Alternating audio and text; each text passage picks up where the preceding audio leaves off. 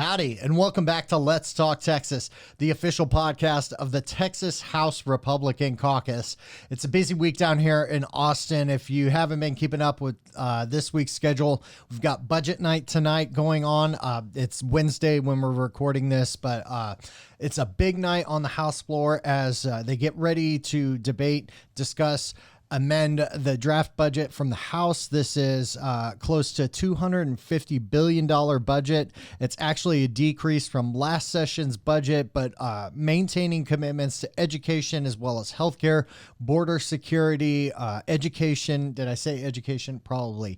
In any case, this is a huge night to pay attention to what is happening here in the state. It's very important to note that Texas passes a balanced budget. The legislature does not go into debt. We also put money away in the Economic Stabilization Fund, more commonly known as the Rainy Day Fund. And it's a great way to really look at how we fund our state from crucial agencies, public education at the local level, higher education, natural resources, regulations, all kinds of stuff. There's 10 articles. We've got lots of information available on our website. So if you want to learn more about that, make sure you head to texashousecaucus.com. Follow us on Facebook, Twitter, Instagram. I'll give all that stuff at the end of the episode. Right now, the focus, though, is my guest. Today is Matt Schaefer, the now heroic state representative who managed to pass House Bill 1927. Some are calling it permitless carry. Some are calling it constitutional carry. We talk about the way he described it, which is common sense carry. So it was a great chance to catch up with him about what that experience was like laying out this bill on the House floor, how the bill functions, important components to consider, and what we have to look forward to and what needs to happen for this bill to become law. So I'm going to get out of the way. Let's talk Texas.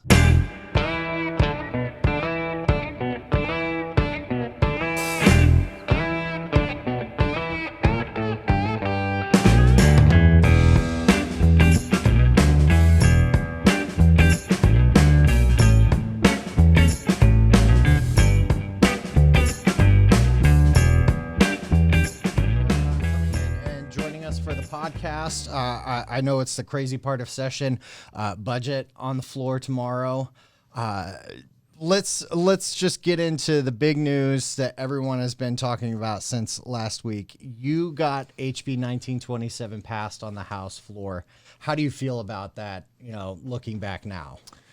Well, it was a lot of work, a lot of stress leading up to it.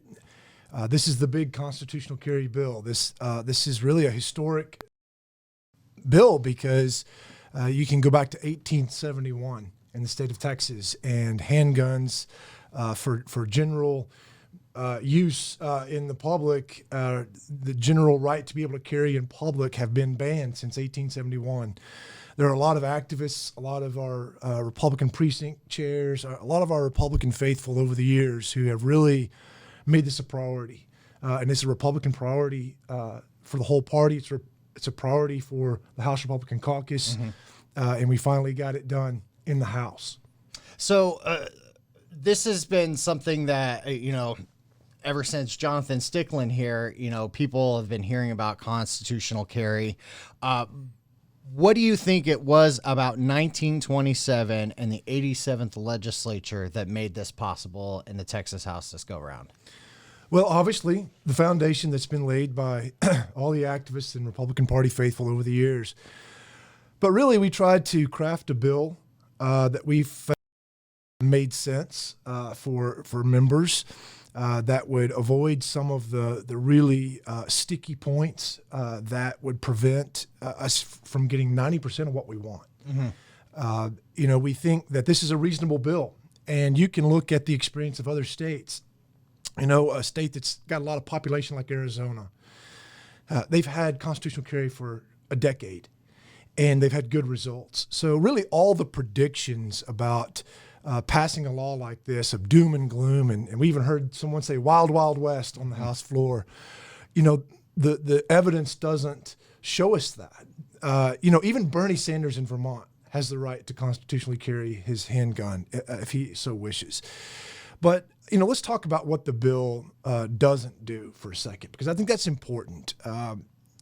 people need to realize that someone who's a felon, someone who has committed a crime, a family violence, someone who's had a court declare that they are mentally ill, none of those people are going to be able to possess a handgun. This bill doesn't change that.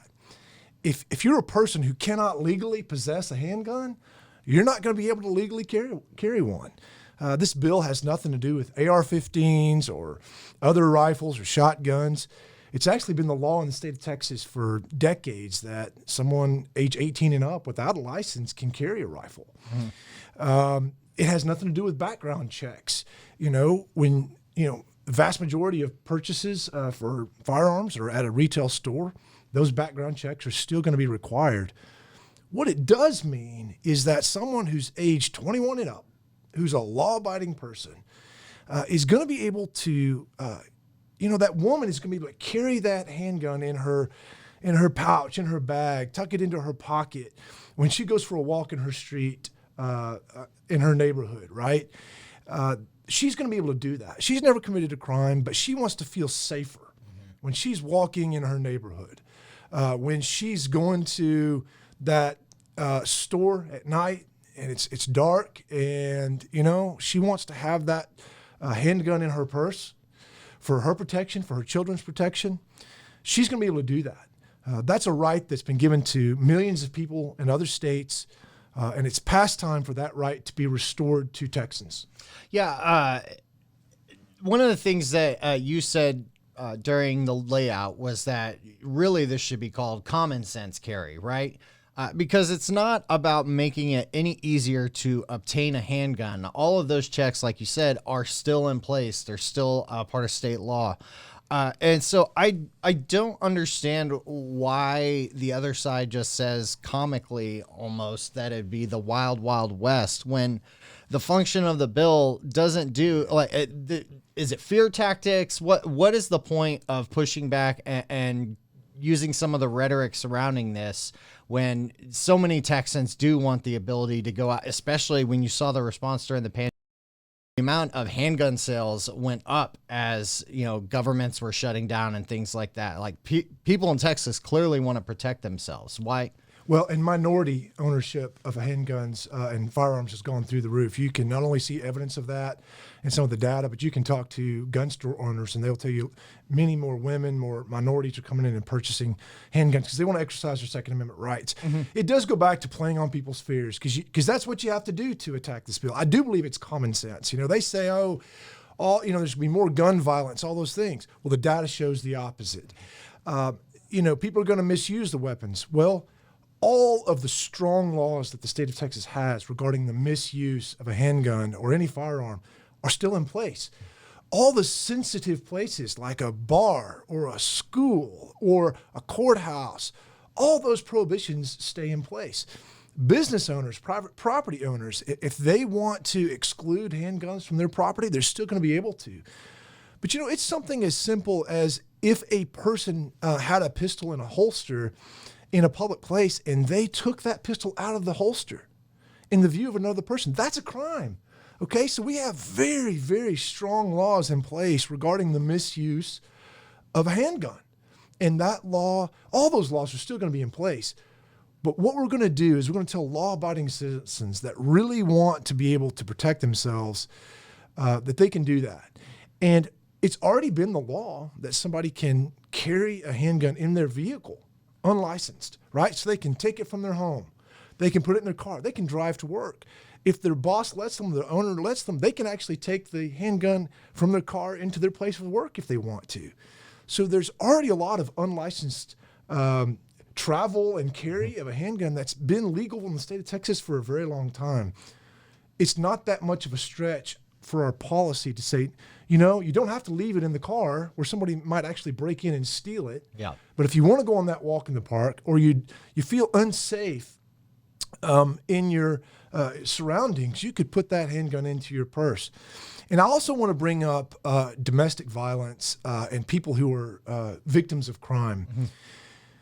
One of the problems with obtaining a handgun license is that it takes a good amount of money. It takes probably about $150 just to get through all the fees and requirements.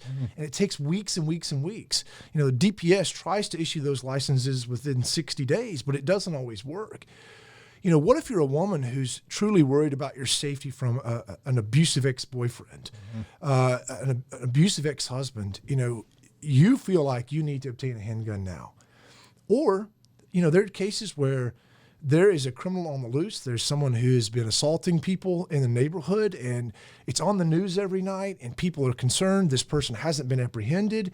You want to put that pistol in your purse and carry it around for a few days because you want to wait for the cops to catch this guy. Yeah. And then you're going to breathe easier.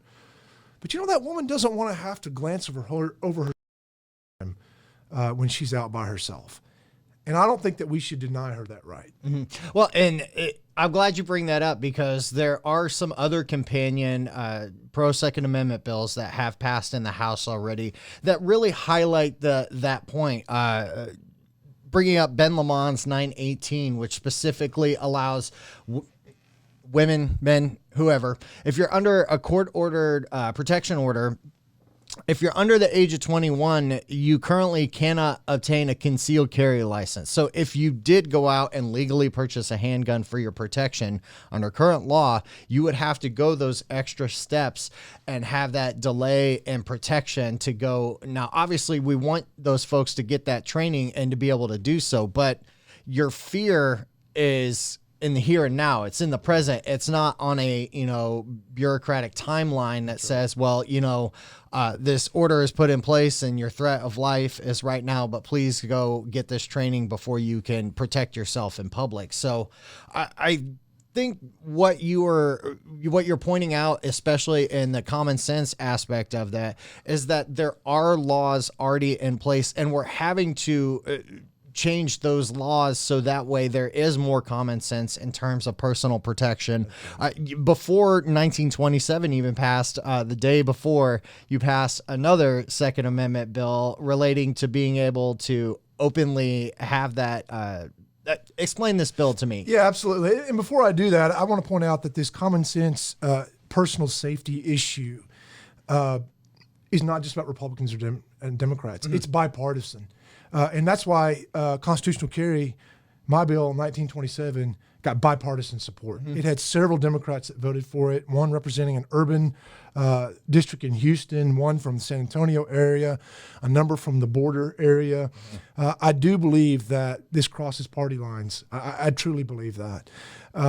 You know, the other bill that I worked on was just a very small but practical bill for people who have a handgun license.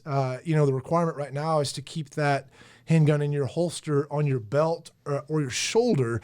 But depending on your body type, when you get into your vehicle, it may not work for you to keep that on your belt. Mm-hmm. And so this would simply allow you to keep it in a holster, but to put it somewhere else in the vehicle. Yeah. So that you could actually take it off your belt and secure it somewhere in a holster, somewhere in the vehicle while you're in the vehicle with the handgun. So. Yeah. Which, you know, common sense deal, but yeah, current law doesn't allow for it. So, it's nice to see that you got through this, and I mean, you guys got off the floor relatively early compared to some of the other nights that are coming down the pike, right?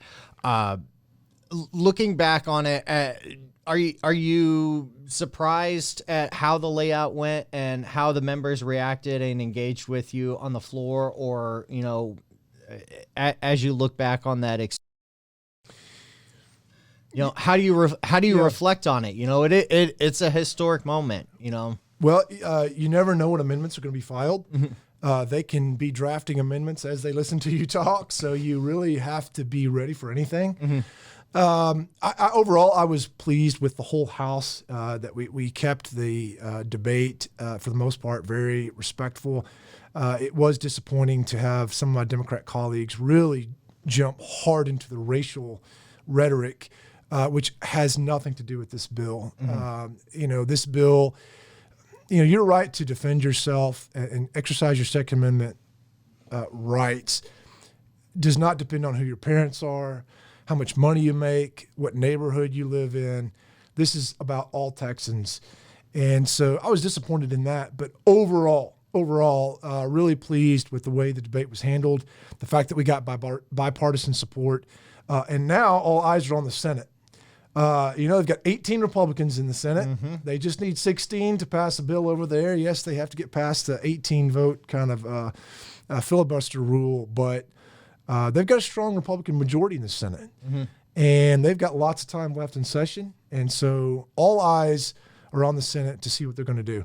Yeah. The Senate has long been the conservative foundation in the legislature, but it seems like they're really getting a test that the House has passed overwhelmingly now, Representative. We're flexing our conservative credentials in the House, and we're going to make sure that they know that we want them to pass it. Absolutely. And it is a bipartisan bill. I imagine that libertarians everywhere were cheering loudly as Terry Canales gave his support comments on that bill. You've got other stuff you're doing down here, obviously. So I want to give you a chance to really talk about what's some of the other stuff you're working on, either for back home in your district or for more conservative legislation that you're really pushing this session. Okay, I'll hit some really quick. Tyler, Smith County is growing. We haven't had a new district court since the 70s. Wow. And it's time. We've got, greater population, which brings more cases, civil and criminal, into our courts. That old saying, justice delayed is justice denied. Mm-hmm. We've really got to take care of that. So we're working to bring a new district court to Smith County. Something that I have always worked on since I came to the legislature was vocational training, those career and technology offerings in our public schools. I think turning a wrench can turn a life around. Not everybody has to go to college to be successful. College is one way to be successful, but we need more options for young people. This session, I've got a bill that's moving, and we actually have the language now in the Senate to allow us to teach plumbing in high schools. The law is written where there's so much red tape and regulation, virtually no public high school in the state of Texas can really have a plumbing program. Wow. And it doesn't make sense. Mm-hmm. Plumbers are getting older. We need more plumbers. You can make good money. I don't know if you've paid a plumber lately. It's expensive. It's a great career. It's a great skill to have. So my goal is to be able to teach plumbing in high schools and in community colleges, and we're having some progress on that right now. A bill I actually have up today in the House, which I believe is going to have bipartisan support, goes into the criminal justice reform issue. One of the powers that law enforcement have when someone is involved in a criminal episode, whether they're dealing drugs or stealing cars, whatever it might be, is to seize someone's assets. If you're involved in a drug deal, they're obviously going to arrest you, take any firearms or drugs you have, but they're also going to take cash. They're also going to take cars, things like that. And that's a very good tool for law enforcement.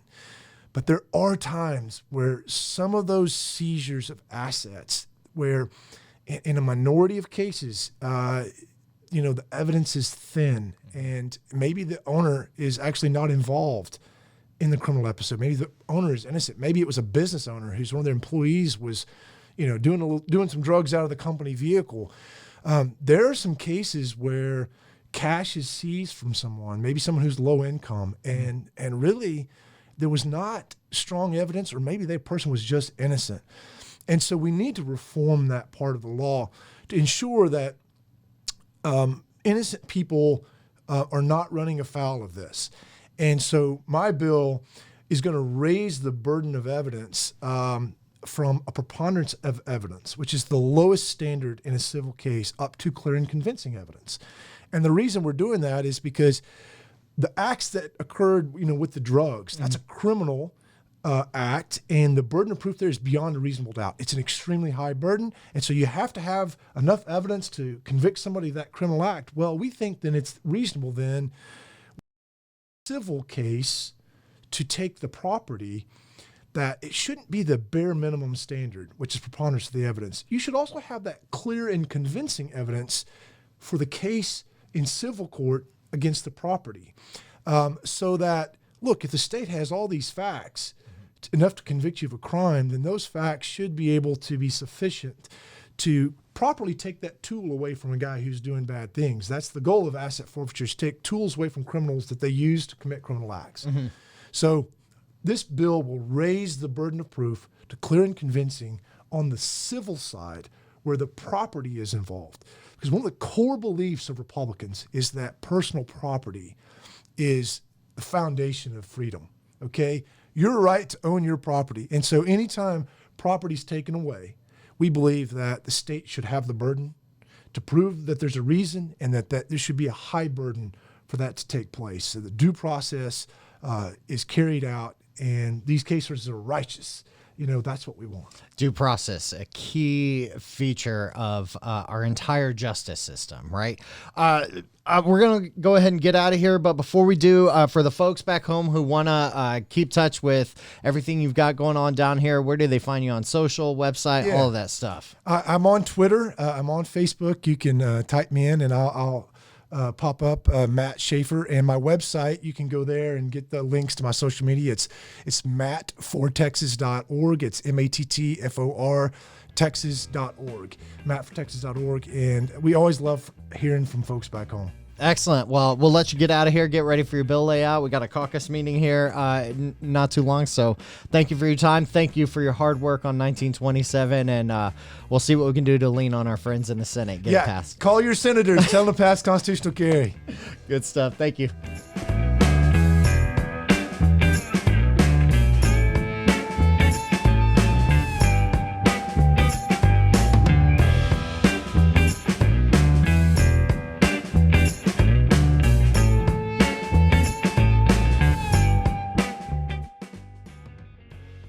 All right. Thank you again to Matt Schaefer. I just now realized that that other mic was on in the intro, so you probably heard some weird background noise. Apologize for that. But thank you so much for joining. Thank you for listening every week. We're over 6,000 streams of this podcast in the first month. So that is amazing. We thank everyone who's watching on Facebook or YouTube. If you're listening to this in your car or while you're out jogging, doing what you're doing, on Spotify, Apple iTunes, Google Podcasts, wherever you get your podcasts. Thank you so much for tuning in each week. We are going to keep going. Session is not slowing down. We're going to try and find time to bring more members in and talk about, again, these big bills that are coming to the House floor, talking about what is going to happen in the next stage as these bills either get passed out of the Senate, go to conference committees. There's so much that happens. If you want to keep up with all of this stuff, you can head to our website, TexasHouseCaucus.com. Make sure you follow us on Facebook, Twitter, Instagram at TXGOP Caucus. Again, friends, thank you so much for tuning in. We'll see you next time.